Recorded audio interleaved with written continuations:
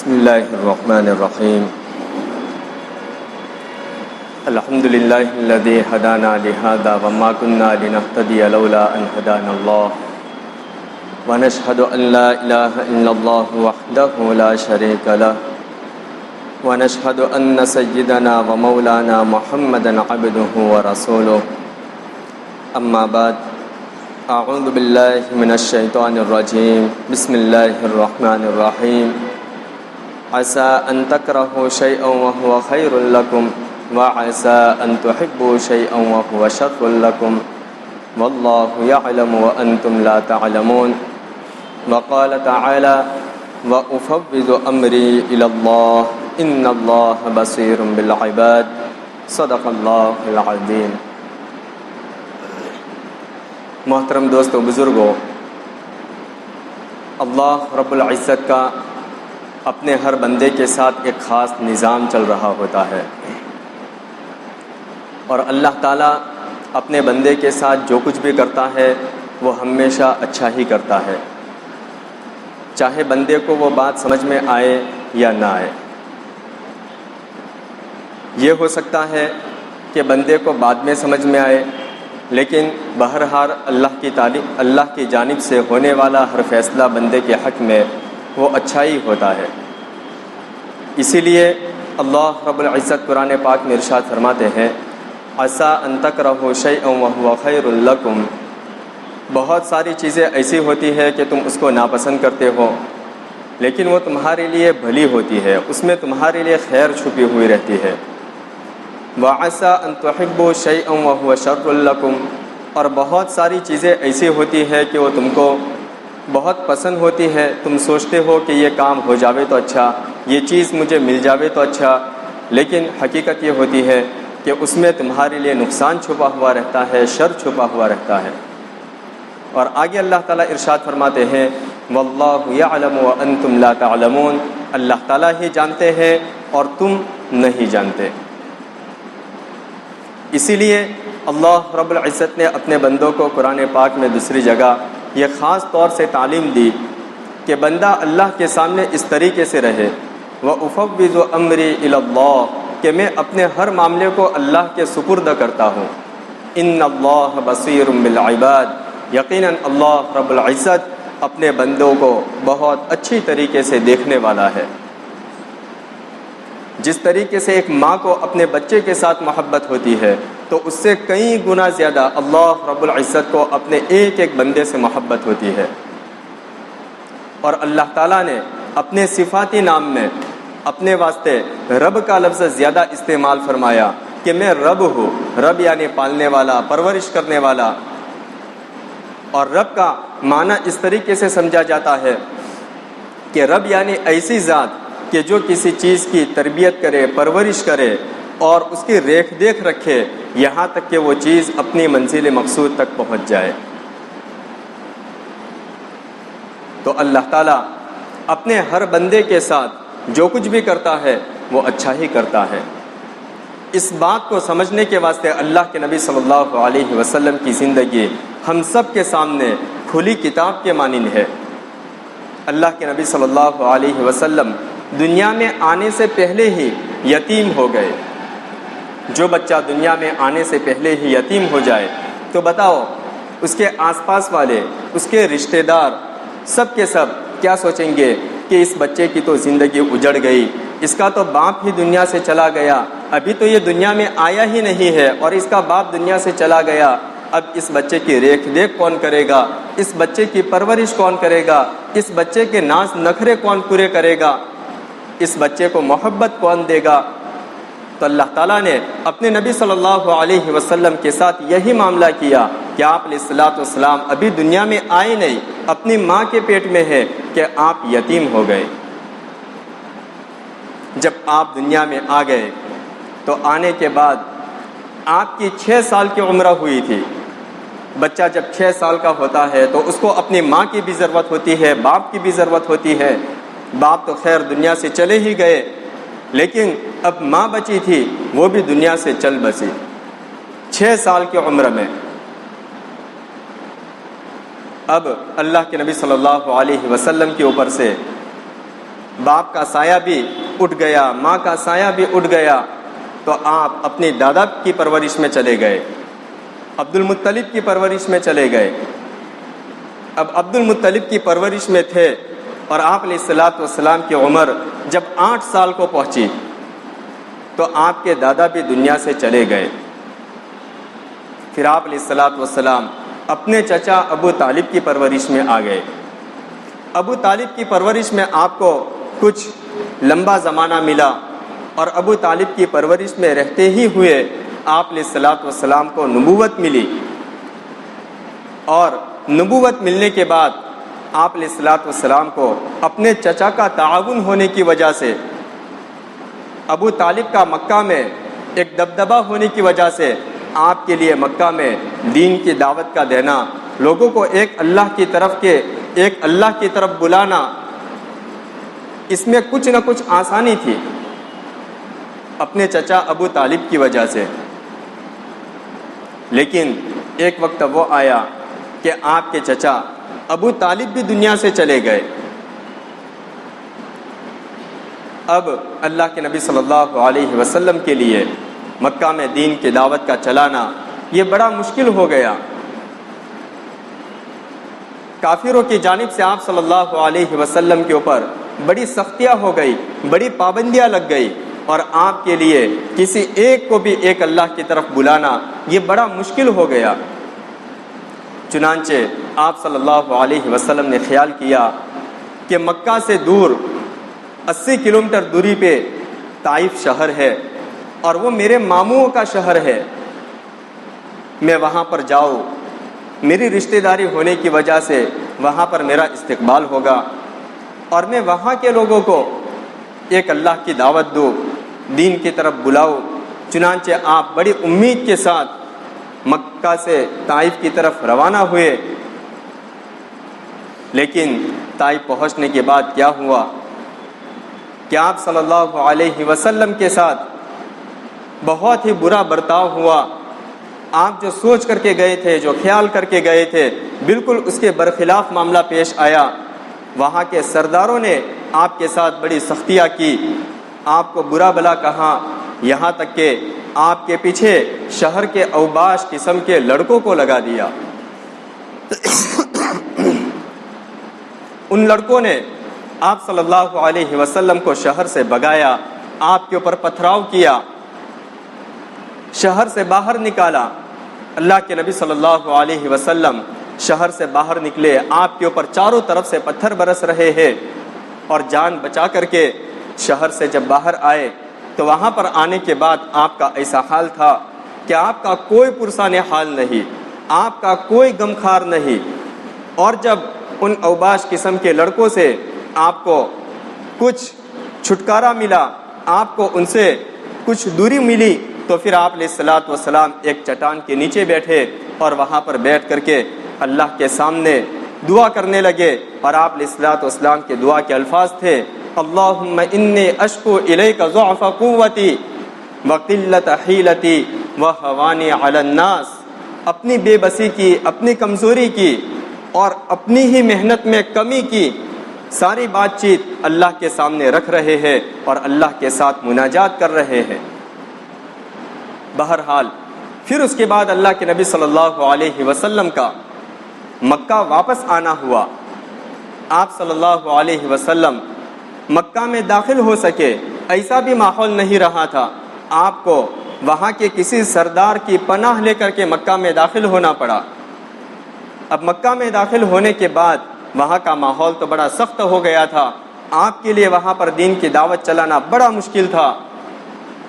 چنانچہ اللہ کے نبی صلی اللہ علیہ وسلم کو اللہ کی جانب سے ہجرت کا جب حکم ہوا، اور آپ مدینہ کی ہجرت کے واسطے جب نکلے اور مکہ چھوڑ رہے تھے، اس وقت آپ اپنے دل میں بڑے غمزدہ تھے، آنکھوں سے آنسو نکل رہے تھے، اور مکہ کی طرف، بیت اللہ کی طرف بار بار دیکھ کر کے کہہ رہے تھے، اے بیت اللہ، اے کعبہ، میں تجھے چھوڑنا نہیں چاہتا، میرا تجھ سے جدائی کو ہرگز دل گوارا نہیں کرتا، لیکن کیا کروں کہ مکہ کے لوگ مجھے یہاں پر رہنے نہیں دیتے۔ اب اللہ کے نبی صلی اللہ علیہ وسلم بڑے غمزدہ ہے اور دل میں بڑی تکلیف ہو رہی ہے۔ چنانچہ اس وقت آپ علیہ الصلوۃ والسلام پر قرآن کی آیت نازل ہوتی ہے، ان الذی فرض علیک القرآن لرادک الی معاد۔ اے نبی جی آپ فکر نہ کیجئے، جس اللہ نے آپ کے اوپر قرآن اتارا ہے وہ اللہ دوبارہ آپ کو اس بستی میں ضرور واپس لائے گا۔ جب یہ بات اللہ کے نبی صلی اللہ علیہ وسلم کو کہی گئی تو اس وقت کے ظاہری حالات تو بالکل ایسے نہیں تھے کہ آپ کو یہاں پر دوبارہ واپس آنے کو مل سکے گا، لیکن جب اللہ کی طرف سے ایک پیغام آیا تو دل میں اطمینان ہوا اور پھر مکہ چھوڑ کر کے مدینہ گئے۔ اب مدینہ جانے کے بعد بھی کافروں نے آپ کو چین سے رہنے نہیں دیا۔ غزوہ بدر پیش آئی، اس کے بعد غزوہ خندق پیش آئی، اس کے بعد غزوہ احزاب پیش آئی،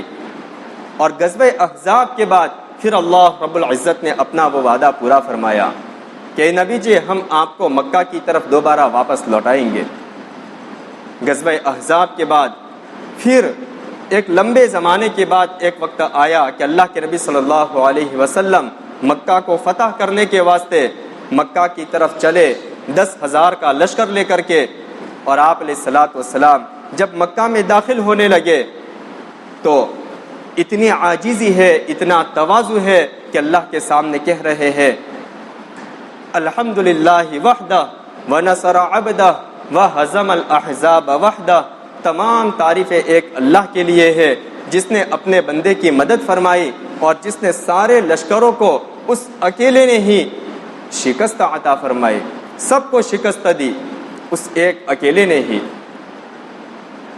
آپ علیہ الصلوۃ والسلام اس طریقے کے الفاظ کہتے ہوئے اور اس طریقے کے اللہ سے مناجات کرتے ہوئے اور تواضع کے ساتھ مکہ میں داخل ہوئے اور بڑی عافیت کے ساتھ بہت ہی کم خون خرابے میں مکہ فتح ہو گیا، اور پھر اس کے بعد وہاں سے اسلام کا پیغام پوری دنیا میں پھیلنا شروع ہوا۔ تو آپ علیہ الصلوۃ والسلام کی پوری زندگی مکہ سے طائف جانا اور پھر طائف سے مکہ واپس آنا، مکہ سے مدینہ کی ہجرت کرنا، یہ پورے حال احوال ایسے تھے کہ پورے ناکامی کے حال احوال، پورا جو ہے دکھنے میں سارا معاملہ ایسا کہ اللہ کے نبی صلی اللہ علیہ وسلم کبھی بھی غالب نہیں آ سکتے، آپ کا دین کبھی بھی غالب نہیں ہو سکتا، لیکن اللہ رب العزت جو کرتا ہے وہ اچھا ہی کرتا ہے۔ کہ ابتدا میں ناکامی کے نقشے دکھائے گئے کہ دنیا میں آنے سے پہلے ہی آپ کو یتیم کر دیا گیا، دنیا میں آنے کے بعد 6 سال ہوئے تو ماں کا سایہ سر سے اٹھا لیا گیا، اور جب 8 سال کے ہوئے تو دادا کا سایہ سر سے اٹھا لیا گیا، اور پھر ایک وقت آیا کہ ابو طالب کا سایہ بھی آپ کے سر سے اٹھا لیا گیا، اور پھر ایک وقت آیا کہ آپ کو ہر غم کے موقع پر تسلی دینے والی حضرت خدیجہ رضی اللہ تعالی عنہا، ان کا بھی سایہ آپ کے سر پر سے اٹھا لیا گیا، اور آپ علیہ الصلوۃ والسلام بالکل بے سہارا رہ گئے، لیکن اس کے باوجود اللہ رب العزت نے اپنے نبی صلی اللہ علیہ وسلم کو غالب کر کے دکھایا۔ آپ علیہ الصلوۃ والسلام کی یہ عملی زندگی ہم سب کے لیے نمونہ ہے، اور ہم سب کے لیے اس کے اندر اس بات کا سبق ہے کہ اللہ رب العزت اپنے بندوں کے ساتھ جو کچھ بھی کرتا ہے وہ اچھا کرتا ہے، بس خیال اس بات کا رکھنا ہوتا ہے کہ میں اپنے جس کام میں بھی آگے بڑھ رہا ہوں، میرے اس کام میں کہیں پر اللہ کی ناراضگی والا کوئی معاملہ، کہیں پر اللہ کے رسول صلی اللہ علیہ وسلم کے طریقوں کے خلاف والا کوئی معاملہ، کوئی حرام کا معاملہ تو نہیں ہے۔ اگر آدمی حلال طریقے سے اور سچائی کے ساتھ اپنی زندگی میں آگے بڑھتا ہے تو اگرچہ ابتدا میں ناکامی کے نقشے دکھ رہے ہو، لیکن انتہا اس کی یہ ہوتی ہے کہ اللہ رب العزت اپنے اس بندے کو کامیاب کر دیتے ہیں۔ اللہ کے نبی صلی اللہ علیہ وسلم کی پوری زندگی نمونہ ہے۔ آپ کی زندگی میں سے ایک اور واقعہ ہم سنیں کہ اللہ کے نظام میں کتنی حکمتیں چھپی ہوئی رہتی ہے۔ جب غزوہ خندق پیش آئی تو اس وقت اللہ کے نبی صلی اللہ علیہ وسلم نے ایک دن حضرت حذیفہ رضی اللہ تعالیٰ عنہ کو حکم دیا کہ حذیفہ جاؤ کفار کے لشکر میں اور جا کر کے جاسوسی کرو اور پتہ لگاؤ کہ اس لشکر کا کیا حال ہے۔ اور کیا کر رہے ہیں، لیکن خبردار وہاں پر جا کر کے کچھ بھی نہیں کرنا۔ حضرت حذیفہ رضی اللہ تعالیٰ عنہ تیار ہو گئے اور کفار کے لشکر میں پہنچے۔ پہنچنے کے بعد دیکھا کہ کفار کا لشکر بالکل ہارا ہوا ہے اور سخت سردی کی وجہ سے، سخت آندھی کی وجہ سے ہر ایک کی زبان پر یہ ہے کہ چلو مکہ واپس چلو، چلو مکہ واپس چلو۔ ہر ایک اس طریقے کی بات کہہ رہا ہے۔ اور ابو سفیان کو دیکھا، ابو سفیان اس وقت کافروں کی جانب سے سردار بن کر کے مدینہ پر چڑھائی کرنے کے لیے غزوہ خندق میں پہنچے تھے۔ تو ابو سفیان کو دیکھا کہ وہ آگ کے پاس بیٹھے ہوئے سیک رہے ہیں، گرمی لے رہے ہیں اور کانپ رہے ہیں۔ تو حضرت حذیفہ رضی اللہ تعالیٰ عنہ فرماتے ہیں مجھے خیال ہوا کہ میں اپنے ترکش میں سے تیر نکالو اور ابو سفیان پر چلا دو، کیونکہ یہی جو ہے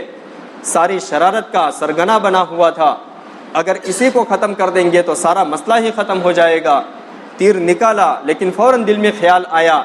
کہ اللہ کے نبی صلی اللہ علیہ وسلم نے مجھے یہ کہا ہے کہ حذیفہ صرف جاسوسی کر کے واپس آنا ہے، خبردار وہاں پر جا کر کے اگر کوئی حرکت کی کچھ بھی نہیں کرنا۔ چنانچہ خیال آتے ہی وہ تیر اپنے ترکش کے اندر واپس رکھ دیا اور سارے حال احوال لے کر کے اللہ کے نبی صلی اللہ علیہ وسلم کی خدمت میں واپس پہنچے اور آپ علیہ الصلوۃ والسلام کو یہ ساری بات سنائی۔ پھر اللہ کے نبی صلی اللہ علیہ وسلم نے صحابہ کرام کو فتح کی خوشخبری دی کہ اب جو ہے ہماری فتح ہونے والی ہے، اور اب جو ہے ایسی فتح ہوگی کہ اب کبھی بھی کافروں کی جانب سے ہمارے اوپر کوئی حملہ نہیں ہوگا۔ اس جنگ میں وہ ایسی شکست کھا کر کے جائیں گے کہ پھر ان کو دوبارہ ہماری طرف پلٹنے کی کبھی بھی ہمت نہیں ہوگی۔ بہرحال اب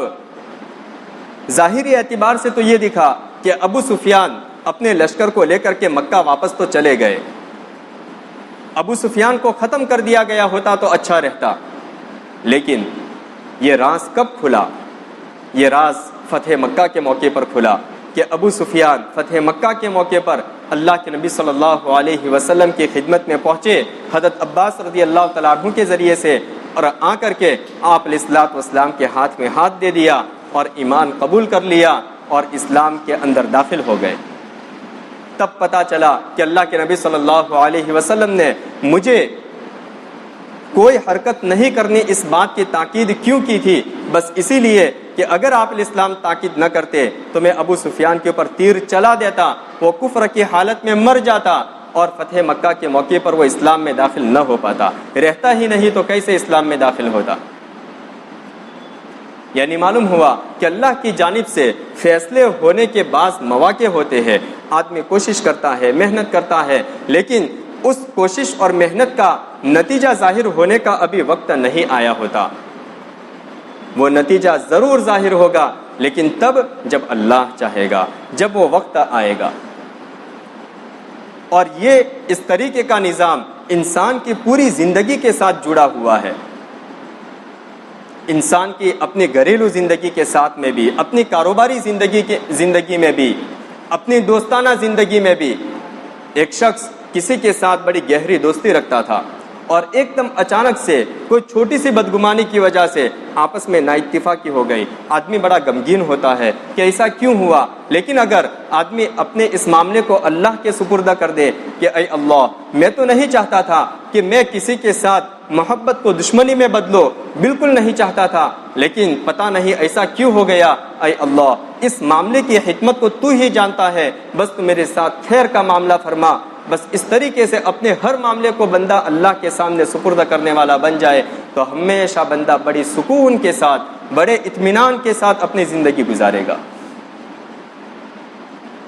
آدمی کاروبار کر رہا ہے اور کاروبار میں کوئی گاہک اس کے پاس آیا اور بس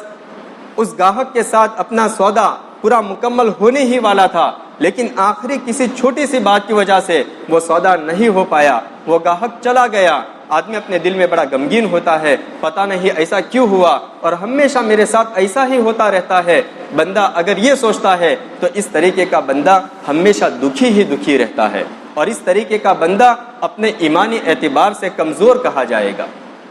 لیکن اگر بندہ یہ کہے کہ جو ہوا اچھا ہوا، اللہ جو کرتا ہے اچھا ہی کرتا ہے، اس میں اللہ کی جانب سے کوئی خیر ہوگی، کوئی حکمت ہوگی، اے اللہ اس ہونے والے معاملے کی خیر تو مجھے عطا فرما اور اس ہونے والے معاملے کے شر سے تو مجھے بچا لے،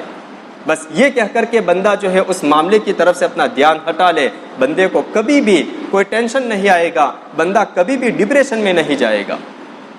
آج اکثر و بیشتر بندے ڈپریشن میں چلے جاتے ہیں، وجہ یہی ہوتی ہے کہ آدمی سوچ سوچ کر کے اپنی پلاننگ کے مطابق اپنے ہر کام کرنے چاہتا ہے، لیکن انسان کی پلاننگ کے مطابق کبھی بھی کوئی کام ہو ہی نہیں سکتا۔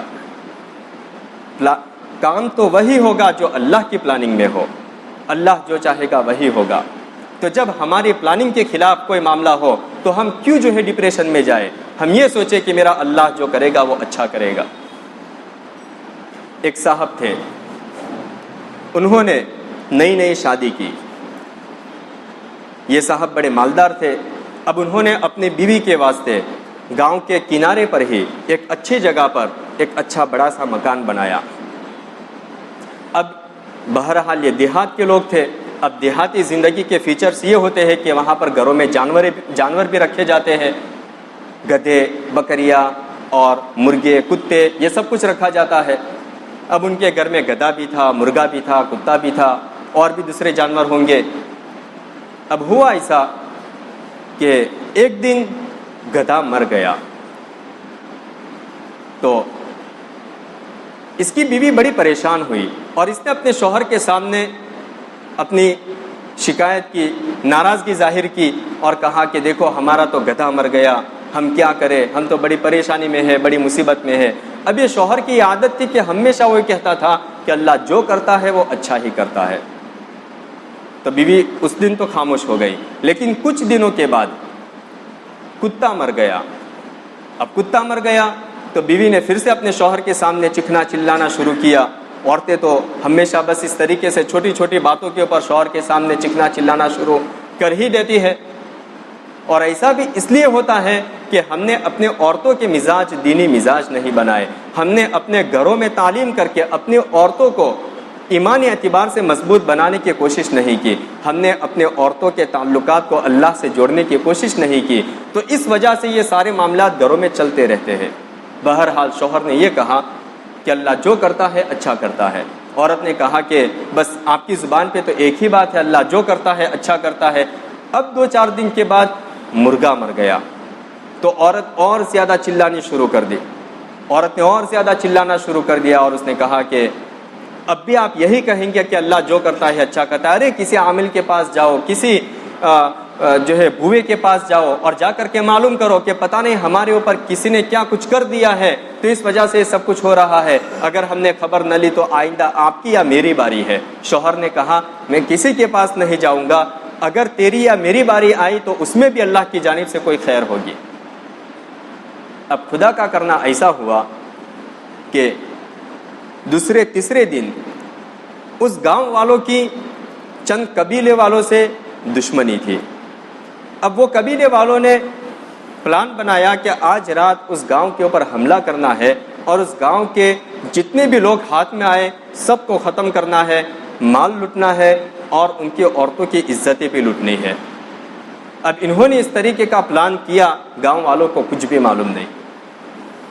اب انہوں نے اپنی متعینہ رات میں وہ آئے اور آ کر کے گاؤں کے اوپر حملہ کیا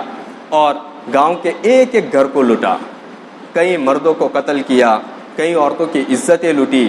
اور مال و دولت لوٹا، سب کچھ کیا، اور پھر گاؤں میں لوٹ مار مچا کر کے وہ صبح ہونے سے پہلے پہلے واپس چلے گئے۔ لیکن یہ ایک مکان انہوں نے چھوڑ دیا، یہاں پر کوئی جو ہے لوٹ مار کرنے کے واسطے نہیں آیا۔ جب صبح ہوئی تو سب یہی دیکھ رہے ہیں کہ کون سے مکانوں میں لوٹ مار ہوئی ہے، پتہ چلا کہ سب مکانوں میں لوٹ مار ہوئی ہے۔ پھر تحقیق کرتے کرتے پتہ چلا کہ وہ گاؤں کے کنارے جو بالکل گاؤں میں داخل ہوتے ہی وہ مکان پڑتا ہے، وہاں پر کوئی لوٹ مار نہیں ہوئی۔ تو سب کو بڑا تعجب ہوا کہ ایسا کیسے، وہ تو پہلا ہی مکان ہے، سب سے پہلے وہاں پر لوٹ مار ہونی چاہیے تھی،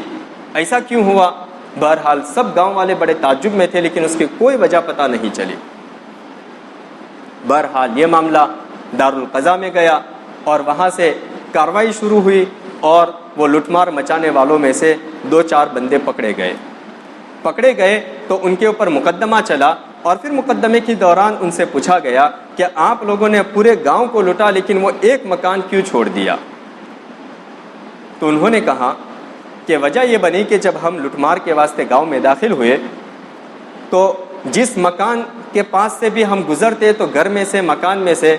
किसी जानवर के बोलने की आवाज़ आती, कहीं से गधा बोलता, कहीं से कुत्ता बोलता, कहीं से मुर्गा बोलता। तो हम समझते कि यहाँ पर जो है कोई रहता है और इस मकान को हमें लूटना है। चुनांचे इस तरीके से हमने सारे मकानों को लूटा, लेकिन गांव में जो सबसे पहला मकान है वहाँ पर से ना कोई गधे की आवाज़ आई, ना मुर्गे की आवाज़ आई, ना कुत्ते की आवाज़ आई। तो हमें ख्याल हुआ कि यहाँ पर कोई नहीं रहता। तो इस वजह से हमने उस मकान को लूटा ही नहीं और हमने उस मकान को छोड़ दिया। तो उस शौहर ने अपनी बीवी से कहा कि देख अल्लाह की बंदी, क्या तुझे समझ में आया कि कितने बड़े शर से और कितने बड़े नुकसान से अल्लाह ताला ने हमको बचा दिया। यानी मालूम हुआ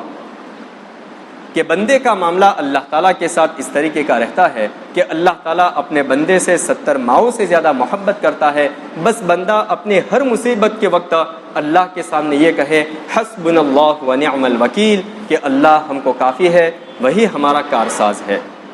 और जो बंदा फजर की नमाज के बाद और मगरिब की नमाज के बाद इस तरीके की एक और दुआ है, हस्बी अल्लाहु ला इलाहा इल्ला हुवा अलैहि तवक्कलतु व हुवा रब्बुल अर्शिल अज़ीम, 7 मरतबा पढ़े, अल्लाह ताला अपने उस बंदे के हर काम में मददगार बन जाते हैं और उसके हर काम के अल्लाह ताला जिम्मेदार बन जाते हैं।